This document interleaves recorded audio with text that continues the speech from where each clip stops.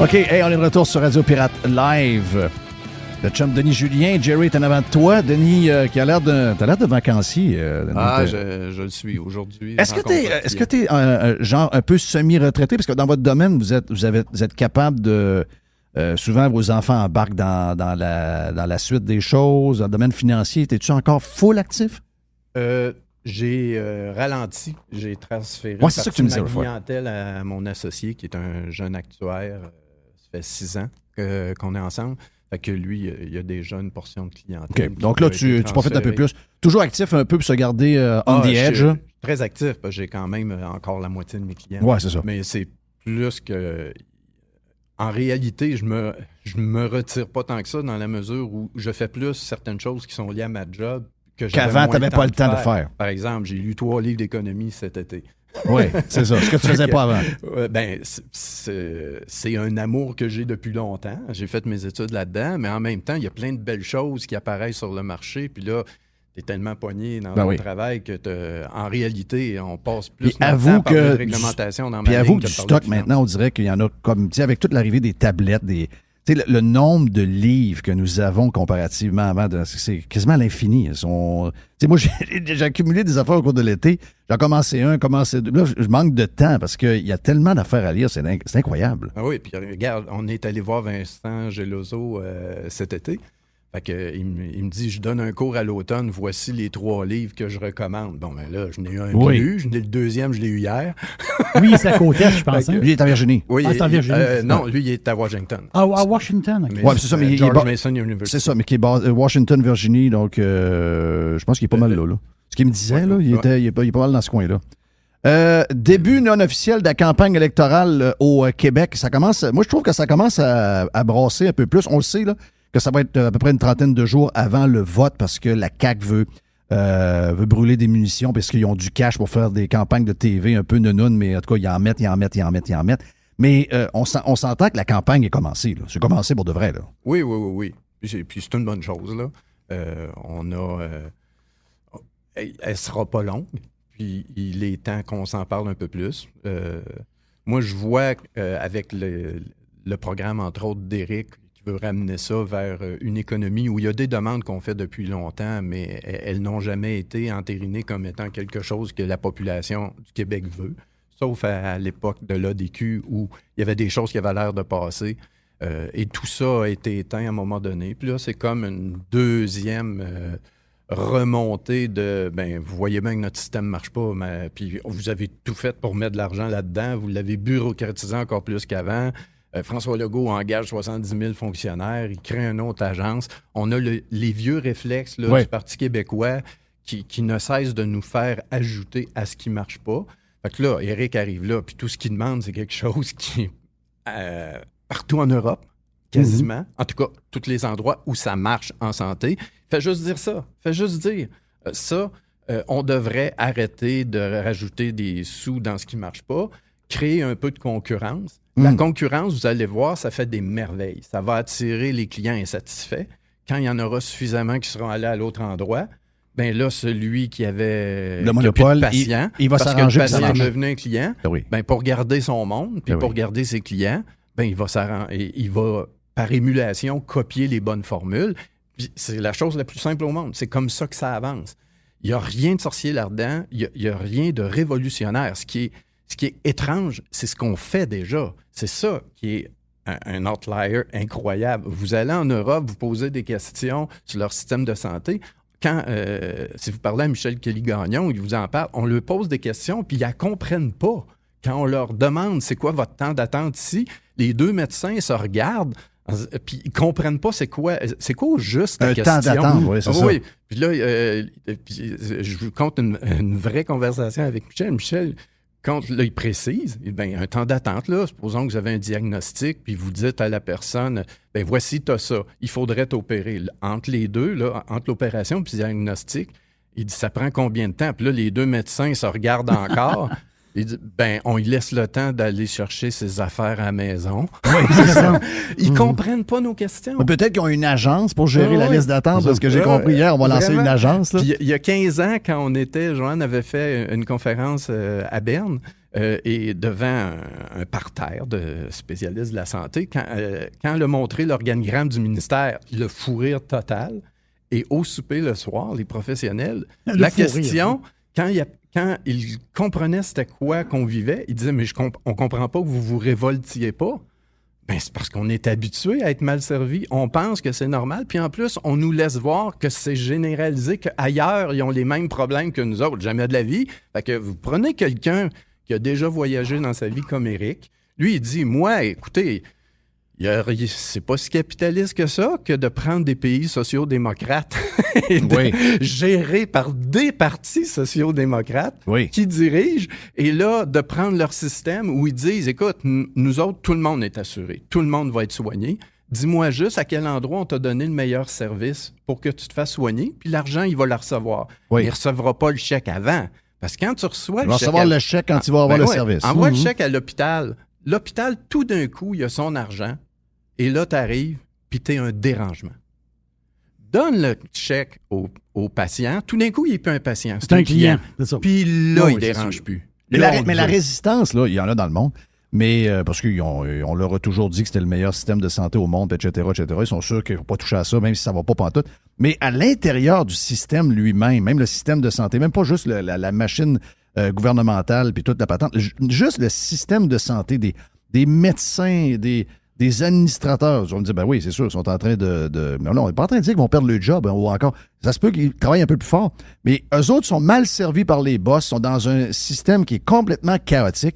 Puis on a l'impression que les plus grands défenseurs de ce système-là sont à l'intérieur de ce chaos-là. C'est quand même spécial. Dans une certaine mesure, parce qu'eux autres non plus n'ont pas connu autre chose. Prends-en un, fais-le travailler. Tiens, on les prend toutes, puis on les envoie toutes 1 an en Europe pour exercer, après qu'ils aient fait leur résidence, puis je vous garantis qu'il va y avoir des pressions de l'interne, mais qu'ils reviennent. Ils sont comme nous. Ils ne connaissent pas autre chose. Puis quand le temps est tellement long dans une mauvaise pratique, ben, tu as peur de changer même la mauvaise recette. À un moment donné, celle que tu connais et qui est mauvaise est difficile à changer. Fait qu'on est juste encrouté là-dedans. Puis il y a aussi essentiellement une trahison des élites qui, quand quelqu'un arrive avec une proposition qui est censée, ben, le parti de l'opposition, puis ils y croient également à leur niaiserie, mais ils vont pousser pour détruire la nouvelle approche. C'est quelque chose de normal. Puis la population est mal servie parce qu'elle ne se fait pas donner un panier d'options viables. Elle a des batailles politiques assez nounounes, assez idiotes, où on les prend pour des niaiseux. Et ces gens-là sont pas capables de faire soigner ni leurs parents, ni leurs enfants, ni eux-mêmes quand ça va être leur tour. Fait que moi, c'est ça que je trouve étonnant dans l'histoire de la CAQ. Sa clientèle est celle qui aurait le plus besoin d'un accès à la santé.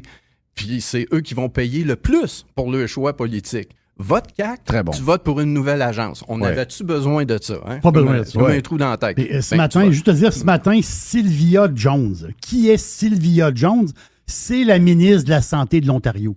C'est donc la nouvelle, c'est pas bien promené, mais quand même, ils vont envoyer des gens se faire opérer au privé en Ontario. Elle l'a annoncé ce matin. Ils sont dans la marde par-dessus la tête en Ontario. Les opérations, un peu comme ici aussi, là, il y a des retards. Et elle veut, je ne sais pas si c'est temporaire ou c'est un nouveau système qu'ils veulent implanter, mais ils veulent vraiment mettre du privé pour envoyer le monde se faire opérer. Je ne sais pas quel genre d'opération, mais quand même, ils veulent envoyer le monde au privé. C'est une nouvelle d'aujourd'hui, puis je pense qu'en français, elle ne circule pas bien. Ben non. Moi, ce que je souhaiterais, c'est que dans le programme, ou n'importe quel parti, c'est que je paie pour une assurance. J'ai la moitié de mes impôts qui doivent servir à ça, supposément, au Québec. Bien, faites en sorte que quelqu'un me soigne. Si c'est pas dans le public, donnez-moi la capacité d'aller dans le privé. Si c'est pas ici, allons ailleurs. Pauline Marois acceptait que des gens aillent se faire traiter pour le cancer aux États-Unis. Oui. Quand tu verras à quoi ça ressemble un vrai service, mais tu vas le demander à proximité. Mais là, on ne l'a pas. Fait que moi, tout ce que je veux, c'est dites-moi que je suis assuré, je paye ma prime, puis faites-moi soigner. Puis le temps que vous vous ressaisissiez, mais à l'heure actuelle, on le sait que ça ne pourra pas marcher. D'autant qu'on est une des plus vieilles sociétés au monde, les ressources, si on les emploie mal, on a encore de plus mauvais résultats à espérer. On est vraiment dans une période où le Québec a peu de ressources disponibles à gaspiller. il devrait être très efficace dans l'utilisation de ses ressources. Puis au lieu de ça, on va créer une nouvelle agence. Il y a quelque chose de plus ridicule à ça. C'est malade. Moi, il y a quelqu'un cet été que j'ai rencontré qui me dit, là, il chiolait ses passeports, les passeports. Il était dans le système de santé et c'est un défenseur du régime. Ne crois pas à ça, le privé. Puis j'ai dit, ben là, tu vas arrêter. J'ai dit, les passeports, tu vis exactement ce que nous, on vit depuis des années quand on veut rentrer dans ton hôpital. Mais là, il a comme réalisé pendant 3 secondes, OK, ouais, c'est peut-être un peu vrai. Mais il faut les faire réfléchir de même un peu, il faut les shaker un peu. Puis je pense que je ne sais pas si vous avez travaillé, toi et Joanne, sur tout le programme économique de la campagne électorale de... Pas du tout. Pas du tout? Pas du tout. En tout cas, moi, je l'ai trouvé très intelligent. Je pense que ce qui m'a le plus... Ce que j'ai vu, c'est que j'ai vu des gens un peu shakés. J'ai vu des anti-DUM, des anti-Parti conservateur du Québec dire, OK, ouais, je pense que c'est plus sérieux qu'on pense. Ils ne peuvent pas le dire, mais je crois qu'on les a shakés un peu. Juste savoir... Tous les médias, tous les journaux qui sont arrivés à peu près avec le même liner. Ah oui, beaucoup de choses, mais il manque la langue, il manque la migration. Ils sont tous arrivés avec la même affaire. Donc, ça les a shakés une petite affaire. Et je pense que c'est Jonathan Hamel qui nous a dit c'est la manifestation de la droite intelligente qu'on a vue dans ce programme-là qui est proposé par Éric Duhem. Ça défait toute l'histoire que c'est un gars d'une seule cause, juste pour les patentes de la COVID, etc. Mais ça n'empêche pas. Puis là, on voit l'armée, j'en parlais dans l'ouverture, on voit l'armée, les Paul Arcand de ce monde qui traitent les gens qui vont voter ou qui sont alentour de Éric Duhem, de gang de coucou, de fêlés, de tout ce que tu veux. Alors que je sens une certaine panique. Mais au contraire, ce qui nous a été présenté, je pense que les gens qui adhèrent à ce que Éric est en train de promouvoir dans les prochaines semaines, c'est surprenant qu'il n'y a pas un autre parti politique dans l'opposition, que ce soit les libéraux ou je ne sais pas. Mais c'est surprenant que ça a pris tant de temps avant qu'on ait une proposition semblable en politique au Québec. Bien, la réalité, c'est juste que formellement, ça a l'air assez nouveau. Mais dans les faits, les sondages au Canada sur la possibilité d'avoir de la concurrence au système public, aux 2/3, les Canadiens répondent qu'ils sont sensibles à ça positivement. Et les Québécois sont toujours en premier. Puis les Québécois sont ceux qui en demandent le plus. Parce qu'on est relativement les plus mal servis. Fait que le besoin semble plus pressant. Et pour ce qui est de faire baisser les impôts, le ministre des Finances, la semaine passée, reconnaissait qu'en Amérique du Nord, le Québécois, c'est celui qui est le plus lourdement taxé. Oui. Il l'a dit lui-même. Avant ça, on contestait ça, ces affaires-là. On disait non, vous ne prenez pas tout en compte, là, mais on n'est pas si taxé que ça. Non, lui, il disait... Vous êtes les plus lourdement taxés en Amérique du Nord. Je pose la question. S'il avait ajouté, pour avoir très peu de services, en plus, ça aurait été plus juste. Mais si Éric Duhem ne sort pas, puis il n'y a pas une campagne de vouloir ajuster les impôts puis d'être plus compétitif au niveau fiscal, est-ce qu'il y a quelqu'un qui pousse le ministre des Finances à aller faire une conférence un peu à la « va comme je te pousse », aller dire ce genre de choses-là, ou il serait toujours en déni? Non, il serait en déni. Puis moi, c'est pour ça que je trouve la véritable utilité. Je ne sais pas qu'est-ce que ça va donner comme résultat, le PCQ et sa percée éventuelle, mais au moins, on parle de choses qui sont importantes et dont on devrait parler. On ne parle pas des choses importantes au Québec. On niaise sur des choses qui sont banales, imbéciles. Ça a le niveau là, d'une discussion de cégep, de groupes étudiants qui n'ont pas digéré le premier cours de philo. Mais les vrais problèmes qu'on a, le vieillissement, l'économie, la santé, les services, les gens qui sont morts inutilement parce qu'on gère mal, il est temps que ça se jase. Fait que si quelqu'un arrive dans l'horizon politique puis il remet ça map, puis là, que le dirigeant est obligé de se défendre de ça, ça conscientise un peu plus. Peu importe ce que ça va donner, il est temps qu'on parle des choses sérieuses parce qu'on a peu de ressources, on n'a pas de temps à perdre. On est dans les plus mauvais, dans ceux qui soignent le plus mal le monde, dans ceux qui font attendre des gens inutilement. Ils ont un mal à un doigt, ça finit par quasiment un mal dans le bras avant que quelqu'un les regarde. Il y a quelque chose de dérangeant. Mais tu as tellement raison que la gang qui vont élire, peut-être qu'on doit être 100 sièges à la CAQ. Moi, je vois quelques victoires d'Éric ici et là, puis je pense qu'il va tirer son épingle du jeu, mais dans le contexte, soyons réalistes, dans le contexte actuel de 2022, avec ce qui se passe, les boomers réunis, autant les fédéralistes que les souverainistes ensemble pour une seule cause, toute l'histoire de l'identité, le nationalisme, etc., qui fonctionne encore pour eux autres, c'est eux qui vont élire un nombre peut-être presque record de caquistes. Puis c'est eux qui, dans 2 ans, vont avoir besoin d'aller à l'hôpital puis qui n'auront pas de service. C'est incroyable. Mais c'est assez normal qu'un parti ait 2 mandats à faire. C'est quelque chose d'assez traditionnel au Québec. Fait que je pense pas que ça, c'était en question. Mais si le PCQ avait plus de portée, ben au moins, il tient la conversation sur les choses qui sont des conversations d'adultes qu'on a à avoir. Puis je pense que tous ceux qui s'y intéressent sont pas des coucous. Regarde, ici, dans la salle, il y a toutes sortes d'opinions sur la vaccination. Moi, dans la vie, j'ai pas peur de grand-chose. Moi, je méprise les peureux. Okay? J'adore. Je méprise vraiment ça. Non, moi, je suis pareil. Pas parce que tu me fais plaisir. Pas parce place. qu'on n'a pas peur naturellement. J'étais ceinture noire en 84. La peur, tu l'as quand tu rencontres certains adversaires, puis tu apprends à maîtriser tout ça. Moi, j'ai pas peur des piqûres. J'ai pas peur des vaccins. Je suis vacciné. Je vais l'être encore. Moi, si on me dit tu n'auras pas de trouble si tu en as 28, puis tu n'auras pas de trouble à voyager, je vais en avoir 28 parce que pour moi, c'est ce qui m'écoeure dans le vaccin, c'est le temps que j'attends pour qu'on me le donne. Tout le reste m'indiffère totalement. Mais j'ai pas peur du gars pas vacciné. C'est lui qui va être malade. Il y a plein d'affaires dont j'ai pas peur dans la vie. Mais faire peur aux Québécois avec des niaiseries, ça a fait, dans les derniers 2 ans, c'était très, très, très présent. Mais en réalité, moi, je m'estime pas un coucou. Je pense que j'ai plus d'études que Paul Arcand. J'ai tous mes vaccins. Puis j'estime que encore aujourd'hui, moi, j'avais des préférences pour la gestion de la COVID qui était suédoise.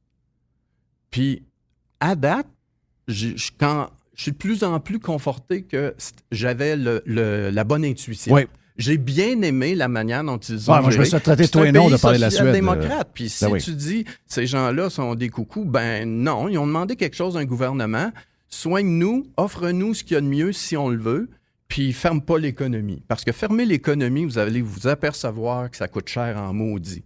On-off sur une économie mondiale comme on a fait, ben ça va être dans les livres d'histoire économique comme un moment très particulier qu'on va étudier longtemps, pour toutes sortes de raisons. Tout fermer, c'était pas une bonne solution. Avoir peur comme on a eu peur, puis de dire...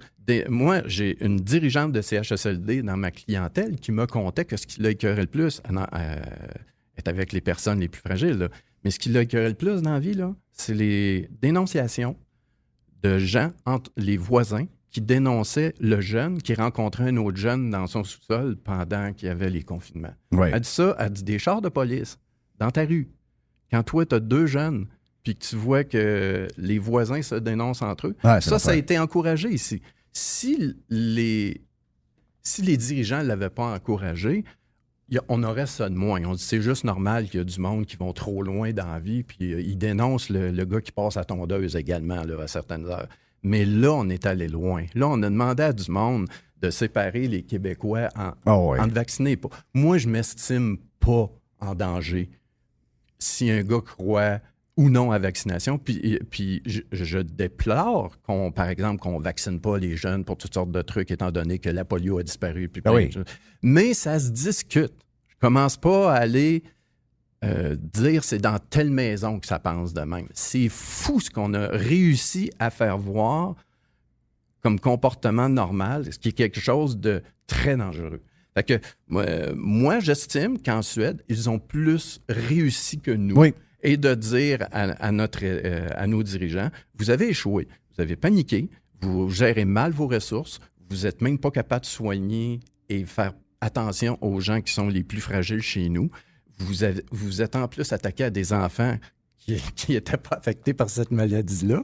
Moi, je trouve pas ça normal que les enfants, on leur ait fait subir plein de choses quand ça ne les concernait pas. C'est comme ça qu'on agit là, finalement. Mais là, je pense que la population je pense qu'on commence à comprendre. Moi, là, c'est là où ce qui arrive avec Éric, c'est sain. C'est parce que beaucoup de gens dans nos environnements ont participé plus ou moins à quelque chose qui est exagéré. Ils ont été d'accord avec quelque chose d'excessif à un moment donné, puis là, ils disent, si c'était à refaire, je le ferais pas de même, je le dirais pas de même, je le penserais pas de même. On a tout à s'interroger, puis on a à ne pas le refaire. Mais il y a quand même des gouvernements qui ont mieux agi, qui ont agi sensément, qui ont bien utilisé leurs ressources, puis qui ont pris de meilleures décisions. Donc, il y a de meilleurs dirigeants ailleurs que ceux qu'on a eus. Ils ont le droit d'être interrogés puis sanctionnés pour ça. Puis c'est là où notre journalisme a échoué. Oui. Il les a pas interrogés quand c'était le temps. Il les a pas interrogés comme du monde. Puis là, tout d'un coup, on commence à voir apparaître des questions, des considérations qui auraient dû être mises sur le tapis pendant la pandémie. Pendant qu'on suspendait des libertés, pendant qu'on désignait des... Ça a comme formé une alliance. Ce que je peux voir, c'est ça qu'on vit là, pour la campagne. On dirait que là, il y a une alliance. Depuis ce temps-là, bon, il y en a qui vont dire de l'argent qui a été donné aux médias, etc. Mais moi, je pense que même sans argent, pas certain que ça aurait changé grand-chose. Et là, il y a comme une alliance. On voit, là, il y a comme, tu sais, le 98.5 semble, en fait, Cogeco, les grandes corporations semblent très, très, très branchées sur la CAQ. Moi, c'est au niveau de démocratie de voir des médias qui sont en train de finalement dicter un peu à... Les plus allumés n'ont pas besoin. Ils n'ont pas besoin d'avoir tel journaliste ou tel commentateur qui leur dit pour qui voter. Mais je veux dire, il y a beaucoup de gens pour qui la politique, c'est un peu secondaire. Puis ils regardent un peu ce qui se passe puis qui entendent la LCN ou ce qu'ils vont lire dans le site de tel journal. Puis ils vont être influencés par des sondages parce qu'ils racontaient un peu. Moi, cette intervention-là, depuis la COVID, depuis cette alliance qui a toujours existé, mais qui là a été... Là, ça a été, on dirait que c'est x10. Moi, on dirait qu'il y a un bout de démocratie qu'on a perdu, il y a un bout de débat qu'on a perdu, il y a un bout de... Il y a une grosse affaire, puis on a tellement de sujets à débattre, puis où ce qu'on doit être le plus ouvert possible. Tu sais, dans ta liste de sujets, je voyais que tu me parlais d'immigration. Ça en est c'est un sujet sur lequel on devrait être capable de débattre puis d'aller un peu plus loin. On a un problème de main-d'œuvre, on a un problème d'avenir pour certaines entreprises qui manquent pas juste de main-d'œuvre de restauration, de main-d'œuvre pour aller plus loin dans la recherche et développement, en santé, en éducation, dans un paquet de domaines. Et quand on veut parler d'immigration, tout le monde a encore un peu peur. La CAQ est les premiers à avoir peur. Même le Parti conservateur du Québec, moi, je suis plus ouvert pas mal sur l'immigration que le PCQ peut l'être. J'ai compris le point, Éric, cette semaine, qui me disait « Ouais, mais si on embarque du monde de plus pour combler la main-d'œuvre alors qu'on a des gens disponibles quelque part pour la prendre, on va créer d'autres besoins, puis on va revenir au même parce que les besoins qu'on va créer, on n'aura pas personne pour les donner. » C'est quoi ton point de vue sur l'immigration, puis qu'est-ce que ça peut amener dans une société pour l'avenir? Moi, je fais probablement partie de ceux qui en désirent le plus. Okay. Pour toutes sortes de raisons. Première raison, c'est que simplement humanisme. On est venu au monde par hasard dans un endroit qui est confortable. On a gagné la Loterie Canada, la Loterie Québec. On en parle en mal, mais il reste qu'on fait partie du 1% des personnes qui sont les mieux, qui ont les meilleures conditions au monde. Fait que moi, j'accueille très bien quelqu'un d'ailleurs qui s'arrache à son pays pour faire vivre à ses enfants une autre existence. Je sais que toute sa vie, il va regretter l'endroit d'où il est parti, qu'il va être mal à l'aise avec la langue, avec les mœurs, mais ses enfants, ça va être autre chose. Oui. Ils vont avoir notre existence. Eux autres aussi auront gagné une carte. Moi, là-dessus, je suis particulièrement ouvert parce que je me trouve chanceux. C'est pas mon mérite qui fait que je suis venu au monde au Québec. C'est une chance pure. Et quand je vois quelqu'un qui s'arrache ailleurs pour venir ici et m'amener ses enfants qui vont apprendre notre langue parce que ces enfants-là, ils parlent très bien le français, la génération d'après. Déjà, juste pour ça, je suis d'accord. Par la suite, c'est quand même... Il commence à avoir des études qui montrent qu'aux États-Unis, entre autres, qu'il y a une surpondération des enfants d'immigrants comme ceux qui font de grandes études, de fortes études, de bonnes découvertes et qui vont chercher un brevet, qui va être utile à toute leur... Mais t'as pas besoin d'aller aux États. T'as juste besoin d'aller à l'Université Laval lorsqu'on donne les diplômes. Oui. Parce que, puis... le surprenant. Le sentiment qu'on... Il n'y a pas beaucoup de Bélanger, désolé. Là. Puis le sentiment qu'on a chacun, je pense qu'il est véridique. C'est celui du... Moi, le gars qui a le dépanneur dans mon coin, qui est un monsieur chinois qui travaille tout le temps, mais qui baragouine la langue, il a eu de la misère, mais je sais qu'il est parti d'un endroit qu'il fallait qu'il quitte pour son propre bien et celui de ses enfants. Je sais il pousse beaucoup ses enfants à être sérieux pendant leurs études. Oui. Je sais ça. Je sais qu'il est plus exigeant que le Québécois de souche pour les études. Cet enfant-là, il va faire des études, puis il va nous apporter énormément. Fait que moi, je pense qu'on y gagne tous. Est-ce que c'est l'évolution? Quand on devient fat cat parce qu'on est trop bien? Oui. Ça part de là parce que ils partent de la misère puis ils veulent pas que ça continue. Regarde-le juste quand on parle d'entrepreneurship. Il y a une phrase qui dit « Le premier qui a eu faim va créer une entreprise parce qu'il y a un drive incroyable, mais c'est celui de « Moi, j'ai rien eu et je sais vraiment ce que je veux dans la vie, puis je vais travailler comme un fou, puis je vais presque m'auto-détruire dans la construction de mon rêve. » Ses enfants, à lui, ils vont être élevés dans le luxe. Déjà, ils n'ont plus faim. C'est ça. Il y a un livre qui avait été écrit aux États-Unis, c'était Strangers in Paradise. C'était les enfants des entrepreneurs. Eux autres savent c'est quoi le paradis des riches. Ils sont venus au monde dedans, ils ont été élevés dedans. Le stranger, c'est l'entrepreneur qui a quitté la classe moyenne ou les pauvres. Lui, c'est un monde qui lui est étranger. Il a l'argent, mais il n'a pas le goût. Tu prends ce gars-là, il a travaillé beaucoup, il est parti de rien. Lui, tu lui ferais faire faillite demain, il est capable de se repartir. L'enfant, lui, il a été élevé, il n'a pas faim parce qu'il va au cégep en BM. De quoi il pourrait avoir envie? Il a déjà tout. Puis, il y a des consultants aux États-Unis qui voient l'entrepreneur de première génération. Puis l'entrepreneur, il dit, écoute, moi, je veux qu'il ait plus que moi, mais en même temps, je veux qu'il soit capable d'avoir une belle vie, une vie riche, une vie d'accomplissement, une vie de gratification. Puis là, je vois, il n'aime rien. ou il se perd dans plein de trucs inutiles. Puis, ils reçoivent des conseils. L'entrepreneur se fait conseiller pour ne pas gaspiller ses enfants tout en les gâtant parce que il y a des phrases, semble-t-il, dans chaque pays qui dit, en gros, le premier construit, le deuxième va stagner puis il va vivre sur le capital, puis le troisième va être plus pauvre que la première génération. En Chine, c'est le Chinois vit avec un bol de riz, le deuxième mange du riz à volonté, puis le troisième a de la misère à avoir un bol de riz. Quelque chose de semblable. Il paraît que c'est un phénomène constant. Moi, si la somme... si le tout est au moins la somme des parties, je me dis, une population qui est gâtée par la vie, qui a la chance qu'on a, peut-être que ça a moins faim. Puis peut-être que ça ne comprend pas l'immigrant non plus, puis peut-être qu'il ne calcule pas assez à long terme. Fait que moi, je pense, entre autres, que l'immigration amène à rajeunir tout ça. Oui, et que ça nous aide. Le problème qu'on a, c'est le français, mais je suis certain qu'on peut régler ça en même temps. Tu l'as dit, la deuxième génération, c'est réglé. Oui. Puis de toute façon, mets les moyens à bonne place. Moi, si tu en accueilles plus, puis ils ont toutes des classes d'intégration, puis tu leur apprends le français, il n'y en aura pas de problème. Mais tu peux pas me dire on ne veut pas d'immigration parce qu'on n'a pas, le moyen d'intégrer. Tu viens d'engager 70 000 fonctionnaires. Regarde, moi, si tu m'engages 10 000 personnes qui enseignent le français aux immigrants, je vais payer pour ça. L'important, je veux qu'ils viennent chez nous. Mais encore là, il faudra se poser la question, pourquoi ils viendraient chez nous? Pour être les plus imposés en Occident. Oui, ça aussi. Pour que leurs enfants ne se fassent pas soigner. Je me pose les mêmes questions cette semaine. Pourquoi ils viendraient? Cette semaine, je jasais avec... J'étais allé au Panier Extra, Jerry, puis j'ai rencontré un Mexicain qui est là, 23-24 ans. Puis il est ingénieur. Il vient de finir au Mexique, pas loin de... Il est en banlieue de Mexico City. Puis il me raconte un peu ça. Mais là, il arrive. Son français est extraordinaire. Son anglais est parfait. L'espagnol, bien sûr. Donc, puis là, il me parle, puis là, c'est un beau bonhomme, puis là, il explique qu'il travaille au Panier Extra, il va à l'école. On connaît le patron du Panier Extra, il me dit, je ne le garderai pas longtemps. C'est lui, c'était une star. Là.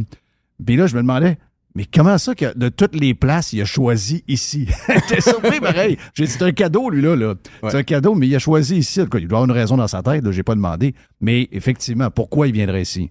Donc, on leur donne pas beaucoup de motivation. On reconnaît pas qu'est-ce qu'ils sont bien. Ensuite de ça, une fois qu'ils commencent à embarquer dans le système, on va les talonner à savoir si dans 6 mois, ils sont capables de baragouiner un peu de français. Il est un peu patient, là. Juste pour bien du monde d'apprendre l'anglais après 40 ans qu'ils sont sur la terre, c'est bien tough.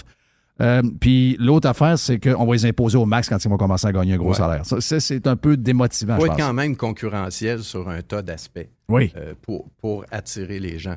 Mais à l'heure actuelle, au Canada, c'est l'Ontario et la Colombie-Britannique qui va chercher les nouveaux immigrants. Et eux aussi, ils vont s'apercevoir qu'ils peuvent avoir à certains moments des problèmes de langue. Mais la langue qu'ils vont apprendre, ça va être l'anglais en partant. nous, on a à faire un effort supplémentaire Ah de ce oui, côté-là. je Mais sais tu ne feras pas croire que l'effort supplémentaire d'intégration en français coûte un prix tel qu'on doit se priver d'immigration. Oui. Ça, c'est une folie pour un endroit qui est âgé comme le nôtre. Si tu penses même pas à ça, puis en plus que tu dis on va mettre le Québec sous une cloche, puis on va se laisser vieillir jusqu'à temps qu'on meure, qu'on n'ait plus peur de c'est ce rien. bout-là, c'est le bout démographique. C'est complètement débile. Vous vous suicidez nationalement. Je vois pas qu'est-ce qu'il y a de bon là-dedans. Là. Fait que, allez en chercher, intégrez-les, puis demandez ça à vos gouvernements. Mais il y a personne... en passant, on a-tu été tellement à droite que ça, là, depuis qu'on en jase? Non, depuis tantôt, non, pas tout. Il y avait beaucoup... Il n'y a rien de coucou il y avait là-dedans. beaucoup d'ouverture là-dedans. Il n'y avait pas beaucoup d'histoires de coucou là-dedans. Non, il n'y a pas de racisme, puis il n'y a pas de xénophobie non plus. Non, Moi, non. Va en chercher le plus possible. Ben, regarde, on est à la même place. Pour le bien du Québec. Ben, moi, j'ai compris le point à Eric, et je pense que c'est avant hier qu'Eric m'en a parlé. Il m'a dit, la raison pourquoi on n'est pas là, c'est pour tel ou tel affaire. OK, j'ai dit, OK, au niveau mathématique, peut-être que ça tient. Je n'ai pas regardé dans les faits. Mais moi, c'est ça, c'est le niveau démographique. On fait plus d'enfants. On est là à essayer de sauvegarder les meubles, mais c'est parce que même si on sauvegarde les meubles, on sauvegarde les meubles, pourquoi? Une génération à peu près? Et là, on va être en déclin, parce que le nombre ne soit plus là. Je dis, voyons, il faut mettre du monde en place. C'est clair. Mais c'est un point sensible pour beaucoup de monde, pas juste pour les gens de la CAQ. C'est pas évident pour... tu sais, juste la vidéo de cette semaine, le gars qui crie à des gens qui sont nés à Montréal de sacrer le camp chez eux. Ensuite, il y a une Française qui arrive dans la discussion. Il crie la même chose. Va-t'en! On a un peu de travail à faire sur nous-mêmes. Oui, mais ça, encore, il représente qui, ce gars-là? Il représente lui-même. Est-ce qu'il représente un grand groupe? Il représente-tu un parti politique? Il représente-tu un mouvement social? Non. Il représente quelqu'un qui se nourrit d'une partie de discours politique qui a fait son affaire. Oh, Celui que il y a des étranges qui arrivent chez nous. C'est des étranges. Mais prenez les générations les plus récentes qu'il y a à Montréal. Ils n'en ont pas de problème avec ça. Là, si tu me prends quelqu'un d'un certain âge, puis même en région, il se sent menacé. Il se sent menacé, puis à tout bout de champ, tu prends prétexte d'une baisse de la langue française comme raison pour t'attaquer à l'immigration ou à l'immigrant. Mais la majorité là, des autres cohortes, là, qui est plus ou moins bilingue, qui voyage, ou même qui ne l'est pas bilingue, mais ses enfants le sont. Oui. On a pris d'autres choix depuis longtemps. Puis là, moi, j'ai 62 ans. Là, fait que vous me ferez pas croire qu'il y a toute une cohorte, que je fais partie d'une cohorte qui est si différente que ça de moi. L'anglais, j'ai eu à l'apprendre durement, comme tous ceux qui ont mon âge, parce qu'à l'école, c'était pas bon. Les options arrivaient après pour nos enfants, pour la tienne, celle qui est allée étudier aux États-Unis. Oui. Puis nos enfants nous font ces demandes-là, puis on ne le refuse pas. On trouve ça juste normal. Le Québec sous une cloche, c'est quelque chose qui est un vieux réflexe, qui est âgé, qui est en décrépitude, puis qui est en train de se perdre. La question à se poser, c'est on laisse-tu ces pensées-là qui sont en train de disparaître d'elles-mêmes avec ceux qui les croient? On va-tu attendre pour régler nos problèmes que ce gars-là soit conforté? Non, on peut pas. Si on attend trop, écoute, on la voit, la courbe démographique est claire. Là. Mais la majorité de ceux qui comptent en économie, les gens d'affaires, les gens politiques, ils s'en parlent de l'augmenter l'immigration. Le problème, c'est comment expliquer au peuple qu'on en fait venir tant que ça, étant donné les dizaines d'années où on leur a dit, c'est quasiment inquiétant quand quelqu'un arrive chez nous. Moi, ce que je vois autour de moi, là, la plupart des gens, ils voient la même affaire. Moi, quand je vois quelqu'un qui quitte le Québec pour aller ailleurs, c'est un des meilleurs qui s'en va. C'est pas les pires que les autres nous arrachent. Ayez pas peur, le pas travaillant, on va le garder. Celui, par exemple, qui performe hors norme, ça se peut qu'on le demande ailleurs. Ben moi, quand je reçois quelqu'un, je fais le même calcul. C'est probablement le meilleur de sa gang que je reçois. Oui. Celui qui a le plus de désir, celui qui veut le plus travailler, le plus étudier, donner le meilleur avenir à ses enfants. C'est ça, les moteurs de la civilisation. C'est ça qui est normal. C'est ça qu'il faut vouloir. Ouais, c'est le fun de se jaser même face à face, prendre le temps un peu. Habituellement, on est plus punché un peu, mais là, on a comme pris le temps de... On a fumé une cigarette avec les deux pieds sur le pouf. On a jasé un peu. C'était bien apprécié. Je ne sais pas si on a passé le temps. Joanne, on était-tu correct? T'étais là comme observatrice? On était-tu correct? On était Oui, donc on était sur la coche. Denis, merci de ta visite. Bien content de te jaser. Denis Julien est avec nous autres sur Radio Pirate Live. On vient dans un instant. Il y a l'aubergiste qui est stand-by pour lancer la fin de semaine.